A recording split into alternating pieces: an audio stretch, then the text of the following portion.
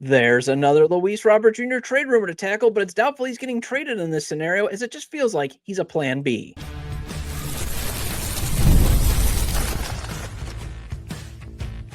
You are Locked On White Sox, your daily Chicago White Sox podcast. Part of the Locked On Podcast Network, your team every day.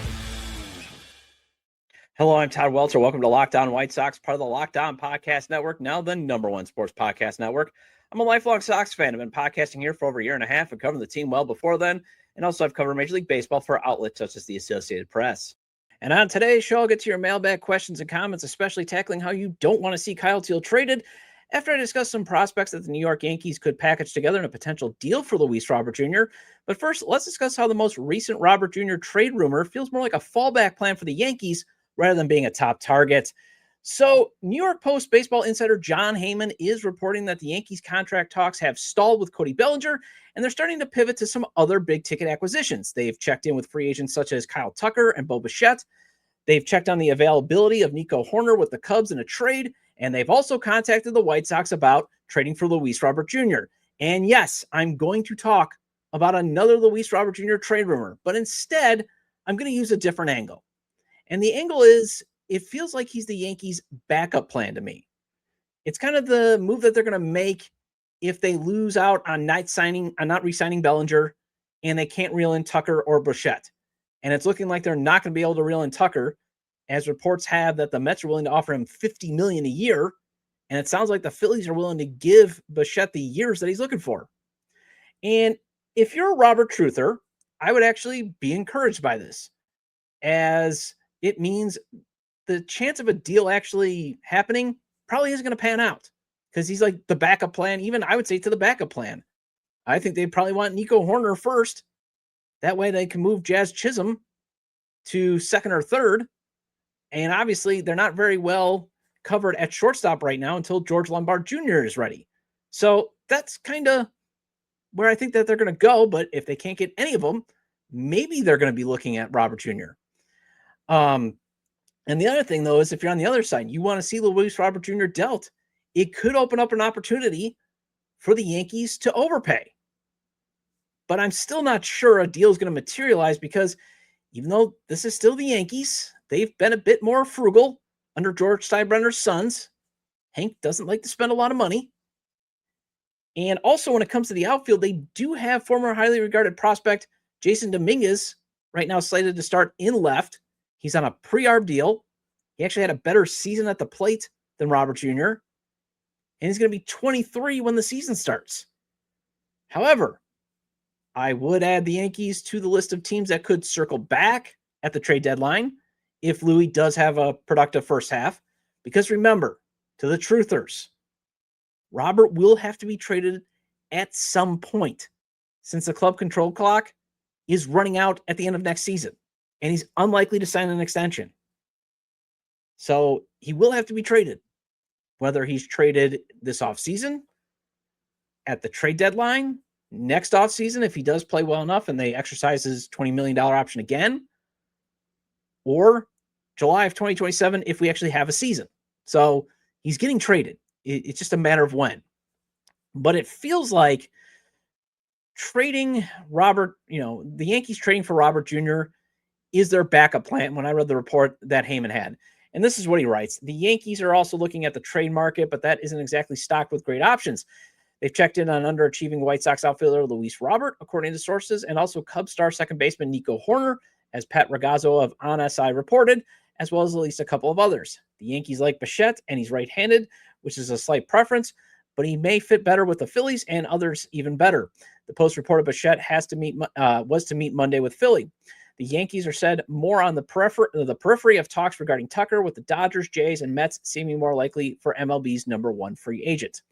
And I did reach out to Locked On Yankees co-hosts Brian and Stacy, and Stacy and Brian both got back to me. Stacy said, yeah, I'm pretty much right on, I've hit the nail on the head, that Robert Jr. would be a backup plan for the Yankees if they strike out on basically all those other targets. And Brian thinks the only way a deal would happen from the Yankees side is basically if the Sox take pennies on the dollar. And I know there's a portion of the fan base that doesn't want that. even though that might ultimately be what has to happen. Because again, if he still keeps underachieving, and let's say we do have a season or, a pretty full season in 2027, and he has to be traded by July of 2027, he's still underachieving, you will eventually have to take pennies on the dollar. Now, first off, if you're also on that side of why the heck would the Yankees want Luis Robert Jr. in the first place? They've got Aaron Judge in the outfield. They've got Trent Grisham. Well, while Dominguez had a 257, 331, 388 slash line with 103 WRC plus, his defense was atrocious. He had a -7 defensive runs saved and left, and a -10 outs above average. So even though he had the better production at the plate, Luis Robert Jr., much better in the field. And they both have similar strikeout and walk percentages. But again, that terrible defense dragged Dominguez's F4 down to 0.6, where Robert did finish with a 1.4 F4, although he played about 100 games. So the Yankees could potentially upgrade their outfield defensively by adding LRJ to a group, again, that includes Trent Grisham's solid glove, and maybe they move Aaron Judge to left, or they move Grisham to left, or they rotate and they give, Robert Jr.'s legs some rest by playing right field. Because remember, that was kind of the idea that the White Sox wanted to do in 2025, but then Mike Tauchman and Austin Slater both got hurt. So they kind of had to play Luis Robert Jr. in center out of necessity, when the plan was maybe have him play center 4 days a week, that type of stuff. And again, there's still potential that Robert Jr. could bounce back. Although I do like this nugget from MLB Trade Rumors that kind of went over Jon Heyman's rumor, and it kind of makes you wonder if a deal would happen. This is what they write. As for Robert, he is surely available, but also tricky to value. He has shown borderline MVP upside, but is coming off 2 years marred by injuries and underperformance. In 2023, he had 38 home runs and stole 20 bases, slash 264, 315, 542. Got strong grades for his center field defense, but since then, he has made a number of trips to the injury list while slashing 223, 288, 372 for a WRC plus of 84. The White Sox are rebuilding and will surely trade Robert, but are seemingly hoping to trade him at peak value. He wasn't moved in 2025. Even though it was a final guaranteed year of his contract, they picked up his $20 million option for 26. Teams like the Yankees and others might want to buy low, but the Sox are likely motivated to wait. After his down year, it would make sense to hold him until the deadline with the hope of him getting back in form and therefore increasing his trade value. And again, that's kind of why I think this deal would probably never happen whatsoever. It probably was just a call. But I think the Yankees chasing after Tucker and Bichette, also gives the Yankees, at least it would be more sensible for them to do, because they wouldn't have to give up any prospect capital. It's just money. And although with the Yankees too, it's never been a problem for them to give up prospects, but there is a recent body of work that they probably, don't want to be trading a ton of their prospects. Brian told me one of the reasons why that they lost out on the Cabrera deal was they just didn't want to give up any of their prospects, really. And also going after Tucker and Bichette, there's at least a recent body of work that shows that they can be consistently productive, even though they've both been hurt. Bichette's had his injury concerns, so has Tucker. Then on the flip side, with that injury risk, maybe having Luis Robert Jr. at $20 million less is actually something that the somewhat cost-conscious Steinbrenners would rather have if they are looking for a potential lineup upgrade or to kind of make, a move. Because, if the Yankees do lose out on Tucker and Bichette, and say Bellinger signs elsewhere, maybe they do panic a bit to make a deal to counter all the moves that the Blue Jays have made this offseason. And even the Orioles and Red Sox, they've made some trades to upgrade their roster, so maybe they do kind of have a reactionary move. And if a deal could happen, let's look into what the Yankees could potentially offer in a trade, and I'm going to discuss that next. The divisional round is here, and FanDuel is officially in playoff mode. Every game day during the NFL playoffs, FanDuel is giving customers even more ways to get in on the action. Because right now, every NFL playoff game day, FanDuel users get a profit boost pack waiting for them inside the app. Each game day, you'll see a pack loaded with multiple profit boosts you can apply to the bets you like most. Open your Profit Boost pack first thing on game day and see what boost you want to apply.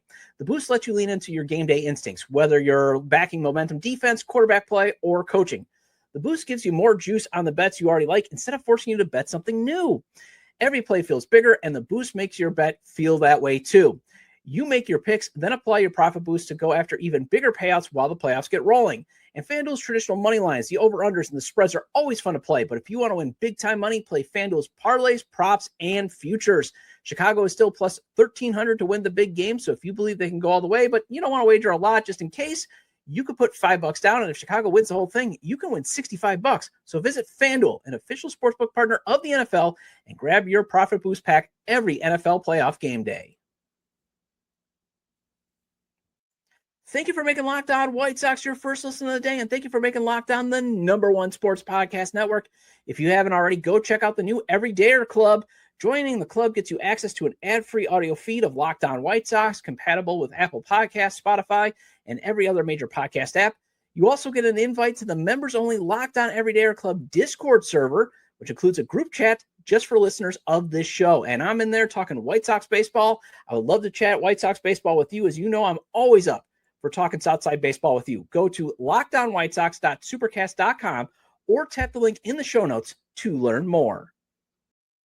So in terms of what the Yankees could offer in a Luis Robert Jr. trade package, well, they're not the ideal trade partner like, say, the Reds or the Pirates could be. But again, the Reds, they've definitely pivoted away. I doubt the Pirates are going to circle back.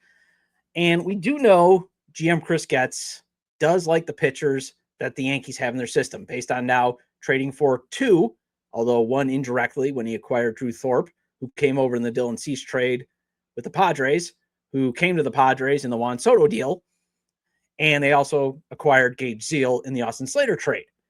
Now, acquiring a solid pitching prospect for Austin Slater is a trade win at the time of the deal. Now, time will tell if it actually works out completely in the White Sox favor, but just being able to take Austin Slater, minimum contract, and get a top 30 prospect, that's a huge win. And, I'll say this, though. I'm not sure getting a Gage Zeal-like pitcher as a headliner for a Robert Jr. trade would actually move the needle or accelerate the timeline in this rebuild. And that's kind of what Chris Getz is looking for out of his last remaining truly talented trade asset. And also, again, when I look at what the White Sox are looking for in terms of a trade return that's been basically reported, at or near big league ready talent, preferably obviously in the top 30 of it, team's top 30, or former highly regarded prospects just not given a runway. I don't think the Yankees can offer that. Although I wonder if a 1-for-1 trade would satisfy both parties in terms of involving one of the top 10 prospects that the Yankees have. However, there's going to be one massive issue that could prevent any deal from happening, and that is because I'm not sure White Sox ownership would give the necessary financial relief that even the Yankees would be seeking in a deal, as I'm not sure the Yankees are going to pay that full $20 million freight for LRJ. Like I said, Luis Robert Jr. is only worth $20 million to the White Sox. And it's because, again, of some of the things that he can still do for this rebuilding team. He's still relatively young, but the biggest thing is they don't really have a long-term option in center field. They think they may have one in Braden Montgomery, but Braden Montgomery might be more destined to play right field. And I'm not saying that Braden Montgomery's a bad player. I hope he's a superstar. He's their top prospect, obviously. But it's just defensively. Will he be a center fielder there? When most are saying he probably will most likely be a right fielder. So that's one of the reasons why he's worth $20 million, is just they don't really have any long-term options right now. And Brian from Locked On Yankees told me that the Yankees have been hesitant to part with prospects necessary to pull off major deals lately. That's, again, how they got beat by the Cubs in the Edwin Cabrera trade. They would not make those moves. So that means any dreams you have of their top prospects, such as shortstop George Lombard Jr., pitchers Carlos LaGrange or Elmer Rodriguez, they can stay where they are in your dreams. It's not going to happen. Even if the Yankees offered up their 5th-ranked prospect, Bryce Cunningham, he's at single A. So I'm not sure the White Sox would want to be patient as I also think of it this way, I don't mind the White Sox logic of, again, at or near big league level, because if they're trading Luis Robert Jr., they're giving up immediate help. So you'd probably still want to get some immediate help back, even if it is in the prospect pool. Sixth ranked prospect, Ben Hess. He has an elite fastball grade, but since the Yankees are always thin on power pitching in their system, I'm not sure they want to give him up. I know Elijah Evans of Just Baseball, he tweeted out that seventh ranked prospect, Dax Kilby, and a flyer would be a fair deal, but Kilby is the Yankees' first round pick from 2025. Granted, he was the 39th pick, but remember the Yankees had to sacrifice their first round pick for luxury tax purposes, so I'm not sure they're giving him up. I know Chase Hampton was once ranked higher than number 8 in their system, but one of the reasons why he dropped is he just had Tommy John surgery in 2025, missed the entire season. And the Yankees, they just don't have the greatest farm system to begin with. They're ranked 25th, basically by most of the expert publications. 25th in value per Fangraphs, 25th per ESPN's Kylie McDaniels, mid-season rankings, 25th according to Bleacher Report's Joel Reuter. They are 22nd according to MLB Pipeline when they did their 2025 mid-season rankings. So again, not exactly a strong system. Although I will say this, I do like the Yankees' process of trying to find spin pitchers in the draft. I mean, I get it's becoming more and more of a power pitching game, but you also have to have secondary pitches. And they are using a process to find value in pitching where other teams may be overlooking, looking for more of those control and spin guys. However, when you still, again, I'm going to acknowledge that Luis Robert Jr. is very talented, even though I get accused of being a hater of him. When you still have the talent of Luis Robert Jr., despite the injuries and the inconsistency, you should be still looking for some players with some power traits, whether it's velocity or at the plate, because that can at least increase the ceiling. Again, whether it's a pitcher or hitter. So that is why could a 1-for-1 deal of Luis Robert Jr. for fourth-ranked, the Yankees' fourth-ranked prospect per MLB Pipeline and 99th ranked overall, Spencer Jones, could that get a deal done? One of the speculated reasons Yankees are wanting Bellinger back or looking for other outfield help is the position battle in left end would just be Dominguez and Jones. And while Jones has some serious power, 60 grade power, he had a 571 slug in the minors last year. He had 35 home runs between AA and AAA last year. The concern is just like Munetaka Murakami. Can he make contact in the show? He had 179 strikeouts last season, 200 in 2024, 155 in 2023. He is a 3-outcome hitter with a career 349 on-base percentage in the minors. Although he can run, stole 43 bases in 2023, 2025, and he stole 25 bases in 2024 and 29 last season. And the White Sox have proven they're focusing on what guys can do, not what they can't. And hey, that would be another basically power left-handed bat. And this lineup needs at least 5 power hitters to fully function. However, I'm not sure you could pull off a deal like that without paying down LRJ's salary to offset the value that the Yankees would be giving up. Because remember that trade calculation, when you convert it, Jones is a 55 grade talent. That's $46 million in value per Fangraphs. However, I would say if I'm on the other line, I would still say there's high bust potential. So I would lob off half that value. Louis only produced 10.2 million in value per Fangraphs. And if you still want to cite his talent in 2020, cite his talent as one of the reasons why you should get a bigger return. And 2023 being evidence of that, which he produced 39.4 million, maybe LRJ's value is somewhere in the middle of 10.2 and 39.4. So, but you still might have a gap. And I still don't think Jerry Reinsdorf would give the Yankees any financial relief. So then maybe you're looking at 11th ranked prospect, pitcher Brendan Back. He's a spin guy with a 60 grade control, had a 1.82 ERA in AA, but a 4.44 ERA when he got promoted to AAA. Maybe though you pair up Back with 25th ranked prospect TJ Rumfeld. He's another left-handed first baseman, power bat, but he's also he's also an older prospect at 25. But again, he hit 48 homers over the past 3 seasons, and he gets on base. However, he could be just the left-handed version of Tim Elko. 26th ranked prospect, Eric Renzelman. He has some reliever stuff, but he's got terrible command. And then otherwise, the rest of the Yankees system is just a bunch of scratch-off prospects, and I'm not sure that is what the White Sox are looking for. Well, speaking of trades, you everydayers reacted to the worst trade idea ever, and I want to share those comments and questions on this week's mailbag segment. And that's coming up next.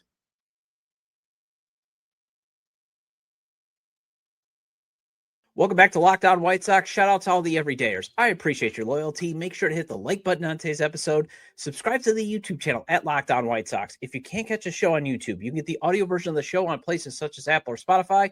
So make sure to follow or subscribe at wherever you get your podcasts. Either way, get your 30-minute fix of Chicago White Sox baseball venting with me and maybe some hope. Also, make sure to check out my written content at SouthsideSox.com and on TapSportsNet.com.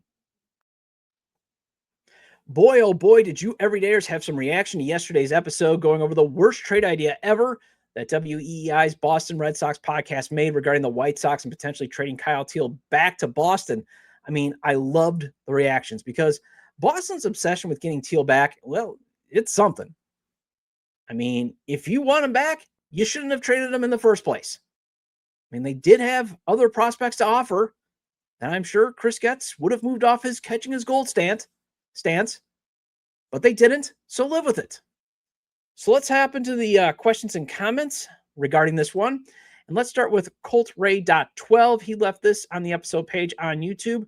Why in the world would the Sox ever get rid of Teel? He was twice the upside as Carroll or Lee. I'm thinking he probably meant to say he has twice the upside as Carroll or Lee. I answered briefly in the comment section, but if it, I kind of thought more of like, why would they ever trade him to Boston? But if it was more in the general sense, the reason you entertain trading Teel is the asset multiplication logic.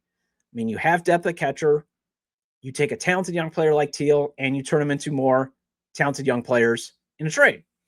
I mean, it's like, let's make a deal or no deal. I mean, you already have a prize in hand, but there's the chance to win something even better.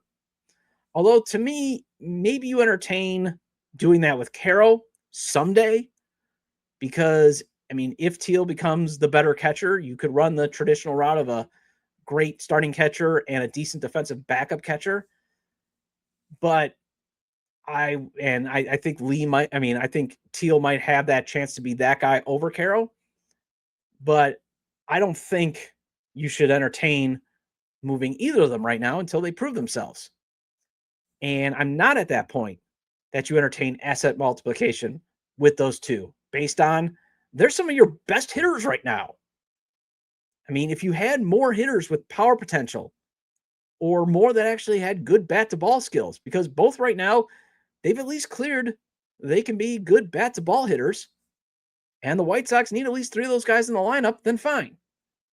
But in terms of power, I would say the only one that you have like that's for sure, this guy's going to be a power hitter in the big leagues, is Colson Montgomery and Lenyn Sosa.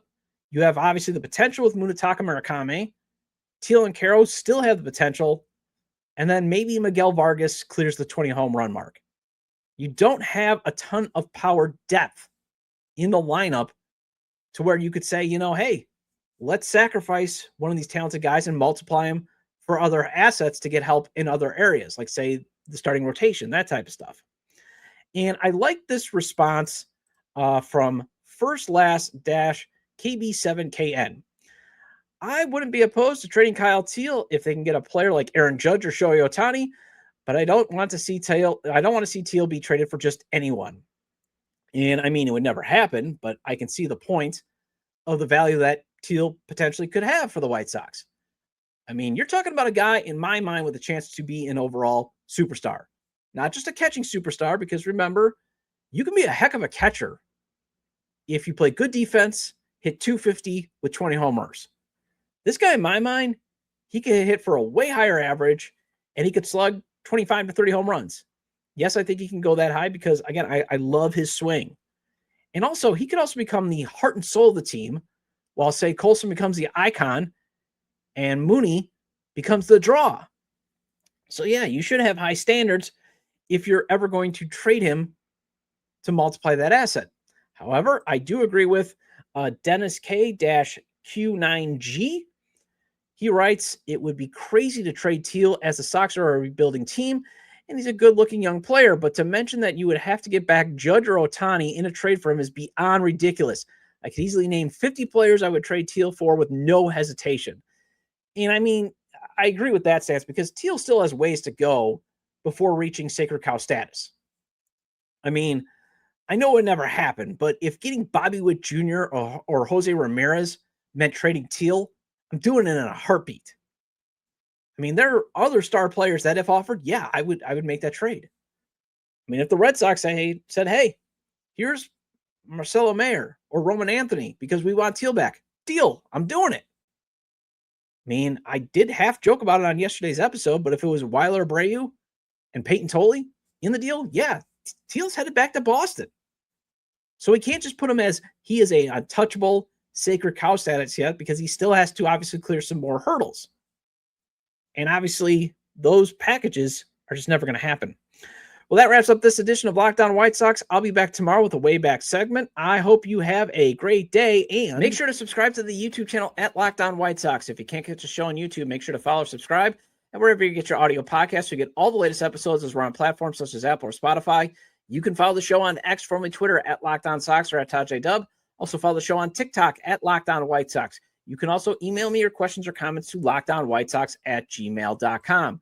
And if you've never missed an episode, the Everydayer Club is built for you. Get Locked On White Sox ad-free, plus a members-only Discord access, and so much more. Head to lockedonwhitesox.supercast.com to join the club.